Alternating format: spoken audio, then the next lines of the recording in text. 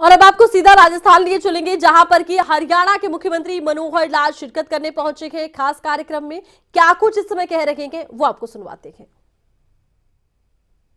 लोगों को गलत आदतें पड़ जाती हैं, उसके अंदर जो तनाव बढ़ते हैं उसको कैसे कम करें।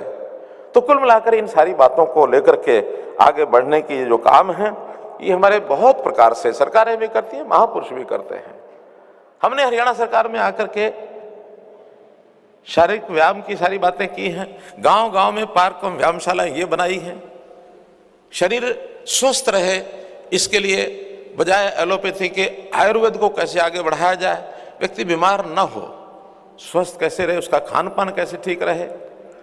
संयोग से ये आज का दिन इसलिए भी याद करने का है कि यूएनओ ने एक दूसरा प्रस्ताव भारत के प्रधानमंत्री जी का माना, वो है कि 2023 को मिलेट ईयर मनाया जाए। मिलेट ईयर यानी जो मोटा अनाज है, क्योंकि आज हमारी जो ग्रीन रेवोल्यूशन हुआ उसमें गेहूं और धान को पैदा करके अन्न तो बढ़ा लिया, क्वालिटी कमजोर हो गई, शरीर बहुत व्याधियां आ गई। आज हम पुराने अगर परंपरागत तरीके को सोचे तो हमारा शरीर स्वस्थ रहता था। और एक बात की बड़ी खुशी हुई मुझे कि हमारे सरकारी जो अधिकारी हैं, आईएएस एसोसिएशन ने कल 1 जनवरी को यह संकल्प लिया कि हम 1 जनवरी का जो पहला अपना अल्पाहार है, ब्रेकफास्ट है, वो मिलेट से शुरू करेंगे। और हरियाणा में कल सवेरे कार्यक्रम आईएएस एसोसिएशन ने किया कि हम कैसे इस बात को आगे बढ़ा सकते हैं। शरीर को स्वस्थ रखना, बुद्धि को इसका विकास कैसे हो, शिक्षा, और शिक्षा के साथ संस्कार। अब ये संस्कार केवल मात्र 3R एजुकेशन से नहीं आएगा, इसके लिए अलग से पाठ्यक्रम होता है, इसके लिए हमारे साहित्य भरा हुआ है, हमको जो संस्कारित करती हैं। बात आई श्रीमद् भगवद गीता की, गीता का ज्ञान भगवान कृष्ण ने हरियाणा में ही कुरुक्षेत्र की धरती पर युद्ध के मैदान में भगवान कृष्ण ने अर्जुन को संदेश दिया। वो कोई लड़ाई लड़ने की कला नहीं थी, बल्कि जीवन को कैसे अच्छा किया जाए, जीवन का एक सार। और उसका प्रचार हमने भी हरियाणा के अंदर करते करते सारे देश में और दुनिया में उसका प्रसार हो, इस काम को हमने शुरू किया है। अंतर्राष्ट्रीय गीता जयंती के कार्यक्रम जो हमारे ब्रिजमोहन जी भी बता रहे थे, स्वयं भी गीता के बहुत एक प्रकार से उसको प्रचार करने में कितना आप अग्रणी हैं, बहुत अच्छा काम कर रहे हैं। मैं अगर आज आपके सामने खड़ा हूं तो मैं कई बार कहता हूं कि गीता का एक श्लोक की एक पंक्ति कहीं से मुझे सुअवसर मिल गया उसको पढ़ने का, याद करने का, और जीवन यहां तक पहुंच गया। कर्मण्येवाधिकारस्ते मा फलेषु कदाचन, कर्म करते जाओ, फल की चिंता मत करो। हमने उसको पकड़ा। आज से 1977 में जैसे बताया, 45 साल पहले उस एक पंक्ति को पकड़ा था, जीवन राष्ट्र समर्पित कर दिया कि परिवार तो सब बसाते हैं, लेकिन जो बड़ा परिवार है उसकी सेवा कैसे की जाए। कहा गया कि मेरे घर के परिसर में हमारे भारत भूषण जी कह रहे थे कि परिवार का कोई सदस्य नहीं आता, लेकिन मैं आपको बताता हूं मेरे परिवार के सदस्य आते हैं। कौन आते हैं? मैंने हरियाणा के 3.25 करोड़ जनता को अपना परिवार माना है।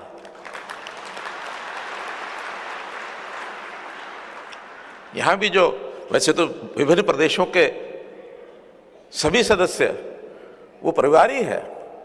हमने आध्यात्मिकता के आधार पर कहा है वसुधैव कुटुंबकम, पूरा विश्व एक परिवार है। लेकिन दायित्व के हिसाब से मेरा दायित्व यदि हरियाणा का है तो हरियाणा की जनता सारा मेरा परिवार है, आप सब मेरे परिवार के हिस्सेदार हैं। तो इस परिवार की सेवा कैसे करना, और इस परिवार के भी जो कि समाज में एक प्रचलन है, एक अलग अलग स्तर होते हैं, बुद्धि के नाते भी, अर्थ के नाते भी, सामाजिक स्तर भी। कोई निम्न स्तर है, कोई मध्यम स्तर है, कोई ऊंचा स्तर है। तो सबसे पहले समाज को यदि सुखी रखना है तो जो हमारा नीचे पीछे रह गया, पिछड़ गया कोई भी समाज का व्यक्ति या परिवार, उसको कैसे ऊपर उठाना, इसको अंत्योदय की भावना कहा है।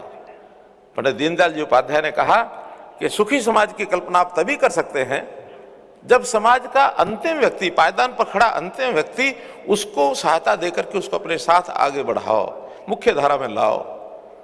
इस काम को करने के लिए विभिन्न प्रकार की योजनाएं बना रहे हैं। अभी श्री बृजमोहन महेश जी ने जो योजनाएं बताई, मैं पूछ रहा था कि कहाँ से आपको पता लगा, कहने लगे मुझे तो बहुत कुछ पता है, बहुत थोड़ा मैंने बोला है। ये बात ठीक है। हमने पिछले 8 साल में व्यवस्था परिवर्तन के बहुत काम किए हैं और उन कामों को करते हुए बहुत सी कठिनाइयां भी आई हैं, लेकिन खुशी इस बात की है कि उस काम में कोई हरियाणा सरकार अकेले कर रही ऐसा नहीं है। बहुत से संगठन, जैसे आपका संगठन है, राष्ट्रीय स्वयंसेवक संघ है, और भी हरियाणा के अंदर आर्य समाज ये बहुत अच्छे काम करता है, उनकी भी अपनी परंपरा है। हम इन सबको साथ लेके चलते हैं और सबको साथ लेके चलने के लिए एक भूमिका क्या बनाई है कि जितने संत महापुरुष हैं उनके विचारों को, उनको मान सम्मान देने के लिए हमने विशेष योजना बनाई है कि संत महापुरुषों की जयंतियां हम सरकारी तौर पर मनाएंगे और हरियाणा में ऐसी सब जयंतियां हम जो है सरकारी तौर पर मनाते हैं। सब संतों के विचार एक जैसे हैं, भाषा वाक्य अलग हो सकता है, लेकिन मूल विचार वो एक ही है कि समाज को कैसे सुखी बनाया जाए, कैसे सुंदर बनाया जाए, कैसे उनका मन बुद्धि इसको कैसे उसको संस्कारित किया जाए। तो ऐसे सब कामों को करने के लिए आप सब लोगों को भी करते हुए कठिनाइयां बहुत आती होंगी, उन कठिनाइयों को झेलना पड़ेगा, अच्छी बात को लोगों तक पहुंचाना पड़ेगा, कुछ सावधानियां भी बरतनी पड़ेंगी। सावधानी के नाते से आप वैसे बहुत विद्वान हैं, बरतते ही हैं सावधानियां, ऐसे नहीं बरतते हैं, ऐसा नहीं करते होंगे, लेकिन आप एक के बाद दो, दो के बाद चार, चार के बाद 8 लोगों को जो प्रेरित करेंगे तो लोग आगे पहुंचेंगे तो बल के साथ पहुंचे, उत्साह के साथ पहुंचे, संकल्प के साथ पहुंचे। एक कहानी छोटी बताता हूं, उसमें से ध्यान में आता है सब व्यक्तियों को, आप लोगों को आगे बताने में काम आएगी, आपके लिए तो सामान्य होगी, बताने में काम आएगी। एक बार हमारे हरियाणा के भाषा में किसान के पास पशु जैसे पालता तो भैंस होती है, भैंस को एक बीमारी हो जाती, कभी कभी अफारा हो जाता है, गैस भर जाती है पेट में। एक किसान की भैंस को अफारा आ गया, डॉक्टर के पास गया कि मेरी भैंस को अफारा आया है, कोई इलाज। उन्होंने एक मोटी सी गोली दे दी कि ये जाकर के भैंस को खिला दो और भैंस का अफारा ठीक हो जाएगा। उनका इतनी मोटी गोली मैं भैंस को खिलाऊंगा कैसे, किसी आदमी को खाना आसान होता, भैंस को बड़ी मुश्किल से खाएगी, वो कैसे खिलाऊं। उनका आसान तरीका है, एक पाइप ले लो बांस का या लोहे का, उसका एक सिरा उसके मुंह में रखो, गोली डालो और दूसरी साइड से अपने मुंह से जोर से फूंक मार दो और वो गोली उसके पेट में चली जाएगी। तरीका बता दिया। अब किसान ने जाकर के जब पाइप उठाया, गोली डाली, मुंह में दूसरी तरफ से फूंक मारने की कोशिश की उसने, जोर से अपने पेट में हवा भर के जोर से फूंक मारूं ताकि गोली चली जाए। ये फूंक मारता, इससे पहले भैंस ने फूंक मार दी और गोली इस आदमी के पेट में चली गई।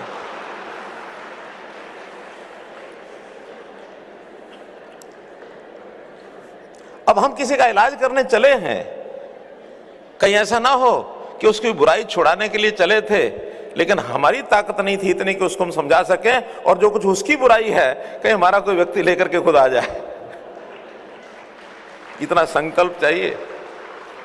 बहुत व्यवधान आते हैं, कठिनाइयां आती हैं, चैलेंजेस आते हैं, तो हम लोगों को आगे बढ़ने के लिए प्रभु हमको प्रेरणा देता है। भगवान शिव के हम पुजारी हैं, हम सब लोग ताकत लेकर के आगे बढ़ें और ये जो पवित्र कार्य है इसको आगे करें। चिंता इस बात की करें, जिसको जरूरत ज्यादा है उसके पास पहले जाए।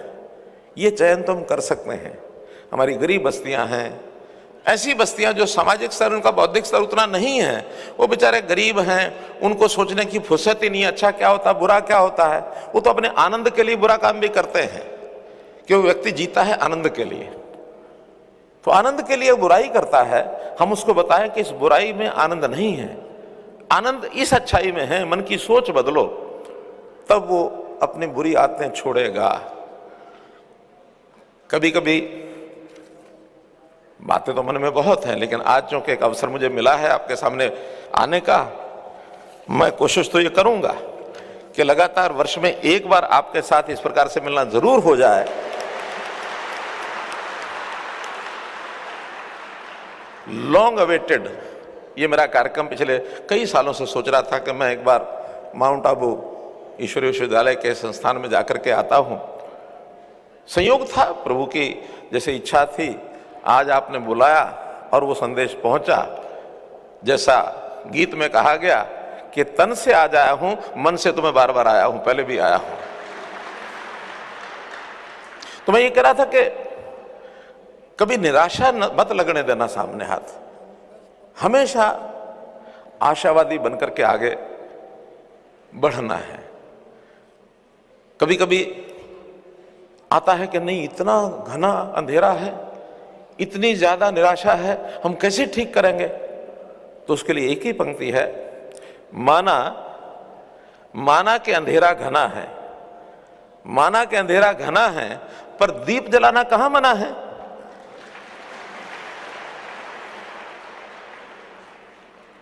तो इस नाते से हम एक एक दीप जलाते जाए, आगे बढ़ते जाए। अपना इतना बड़ा ये आश्रम चलता है। मैंने भारतभूषण जी से पूछा, मैंने कहा इस आश्रम के लिए आप लोगों को कोई करणीय अकरणीय, कोई परहेज, कोई और ऐसे हमारे जैसा व्यक्ति कोई आए, मन में कभी इच्छा हो जाए कि मैं कुछ सहयोग करके आऊं, तो कहने लगे हमारी कोई इच्छा नहीं रहती, लेकिन आप कुछ करेंगे तो हमारी ओर से मना भी नहीं है। बहुत सीधा रास्ता इन्होंने बता दिया।